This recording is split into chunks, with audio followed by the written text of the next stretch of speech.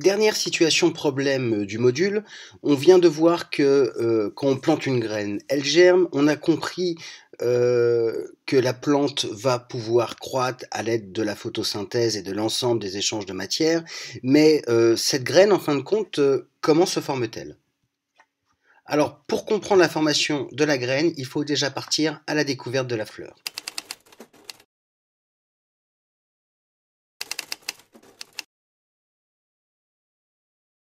La fleur est l'appareil reproducteur présent uniquement chez un seul type de végétaux, les plantes à fleurs.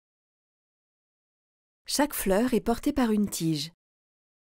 Chaque fleur contient différents organes qui sont disposés en cercle.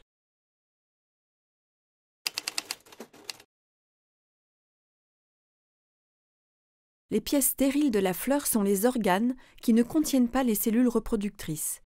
Elles sont de deux types: les sépales et les pétales. Le nombre de sépales et de pétales diffère suivant les types de fleurs. Notons que chez une majorité de fleurs commercialisées, il n'y a pas de sépales. C'est le cas par exemple du lys. Le lys possède deux cercles de 3 pétales. De par leur forme et leurs couleurs diverses, ces organes attirent les animaux afin qu'ils viennent dans la fleur et qu'ils transportent sans le vouloir les cellules reproductrices mâles. Ces animaux sont pollinisateurs.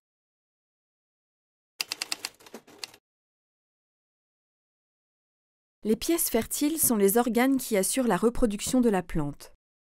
Les fleurs possèdent la plupart du temps à la fois des organes mâles et des organes femelles. Les étamines sont les organes reproducteurs mâles de la fleur. Le nombre d'étamines varie suivant le type de fleur. Chez le lys, il y en a 6. Ces étamines sont le lieu de production des grains de pollen.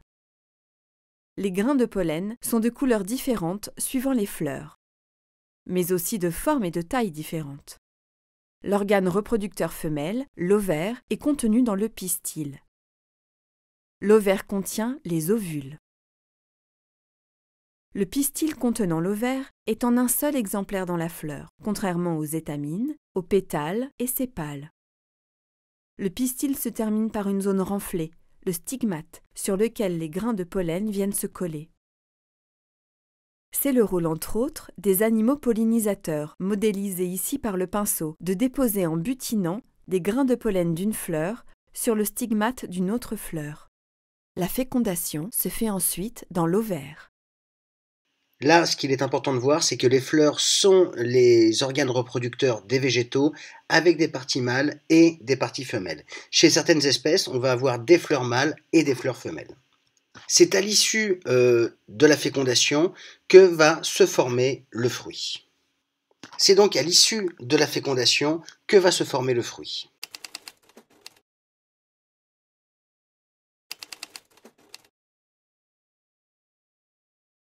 Nous consommons de nombreux fruits. Des tomates, des aubergines, des courgettes ou des pommes. Mais d'où viennent ces fruits que l'on appelle parfois en cuisine des légumes? Intéressons-nous tout d'abord aux fruits du plant de pois que l'on appelle une gousse. Elle est constituée d'un pédoncule, de sépales, d'une partie charnue que l'on mange et du reste du pistil. On observe donc sur la gousse des restes d'organes de la fleur. Si l'on observe d'autres fruits, on s'aperçoit que nous retrouvons la même organisation, comme par exemple chez la pomme, mais aussi chez la tomate, l'aubergine, la courgette ou encore le poivron. Le fruit est donc issu de la transformation de la fleur.